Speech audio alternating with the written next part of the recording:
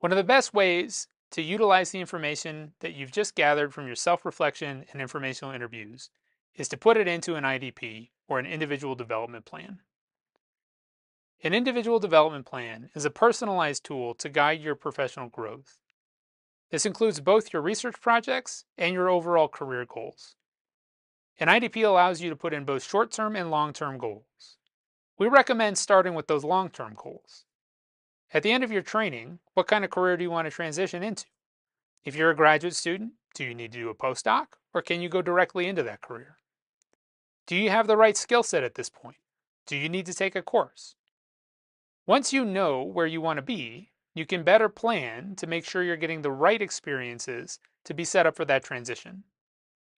An IDP also facilitates productive conversations with your advisors. We all need guidance in this process, but sometimes we don't know what kind of guidance we need. Putting together an IDP allows you to have concrete examples of what it is that you're trying to accomplish.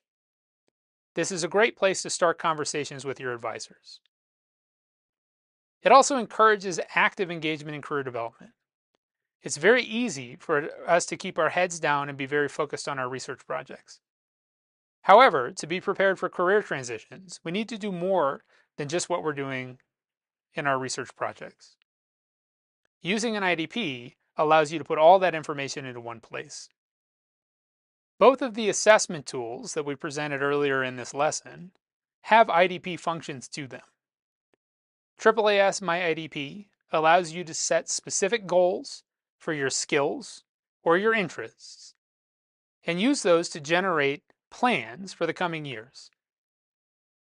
Imagine PhD has a similar function that allows you to use what it is that you learned to figure out how do you actually grow and what experiences do you need to acquire.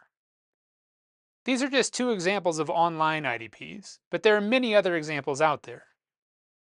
Your institution may have a process for IDPs. Your advisors may have a process.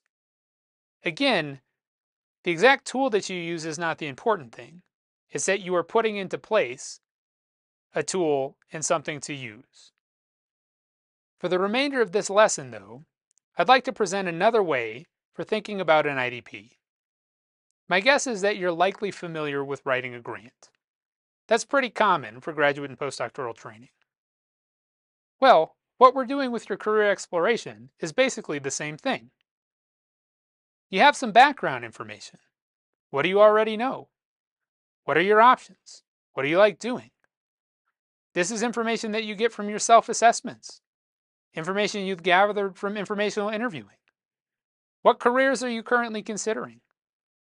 Importantly, who are your co-PIs or co-investigators? Is there another graduate student who will go through this process with you?